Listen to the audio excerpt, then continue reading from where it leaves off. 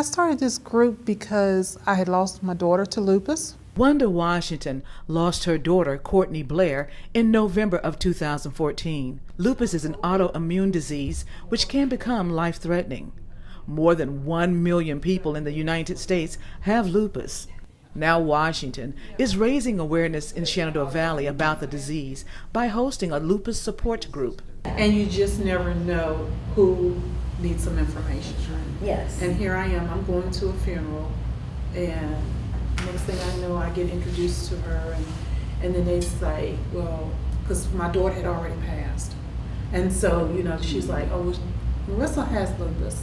I'm like, oh, really? I don't want other lupus patients and their families to feel like, there's no one there for them. I want them to feel like, there's someone that can listen to them, understand them. We had heard of lupus, and there was one person we've known of, well, a couple people we've known of, and they lived very productive lives, But again, this was a young person that did not want people to define her by her illness.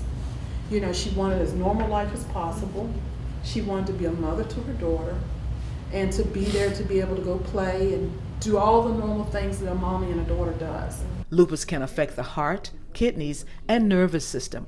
Washington says when she started the support group, she had no idea how many people it would benefit. Some of the stores I can't stay in. I might go in one time and get all my groceries and be okay. And then today I might walk in and I start feeling dizzy and nauseous and start losing my vision, and I have to leave. Members of the group say most people cannot relate to lupus patients' symptoms. For instance, 1 minute they can appear to be fine, but later they are unable to move. Washington says that's why being in an environment with other patients and their families can make a difference. A place where they can go and just be themselves and discuss the complications of the disease, and hopefully to be able to find some type of help in the community.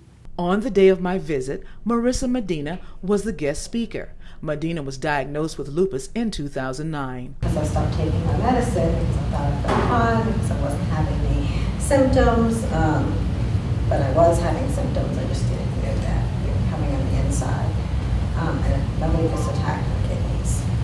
Medina recently had a kidney transplant. I ended up with end-stage renal failure due to my kidneys. My lupus actually attacked my kidneys, and I had a transplant through the University of Virginia Hospital in Charlottesville, and I'm 1 year post-transplant. Really a year and a half. I had in 2017. How does that feel? It feels great, and I feel blessed. 79-year-old David Reel was diagnosed at age 77. That's when he found out lupus was damaging his kidneys. And how does he feel now? Good days and bad days. When I dropped from stage 3 to 4 last month, it was a shock because that's getting ready for dialysis. And I'm not sure I'm ready for that yet. I asked him, what did the doctor recommend in order to avoid dialysis? A very extreme, strict diet, because I also am a bleeder. So I also have diabetes. So the nutrition labels don't help a whole lot. I'm limited. I cannot eat anything green because it will clot. Although his wife is deceased, he says his daughters have backed him in his fight against the disease. He shared with me the importance of the support group, which started in 2016. Oh, I've been here since day one, and I have found it nice to be able to talk about it to somebody else who has it.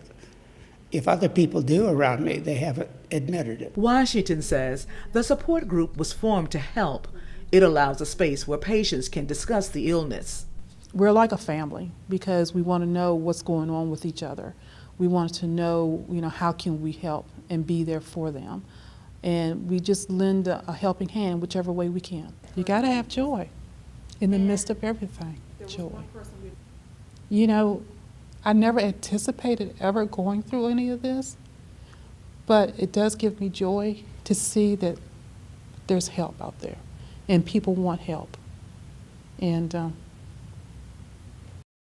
It's good to put a smile on your face. In Fishersville, Elaine Rackley for Breaking Through News.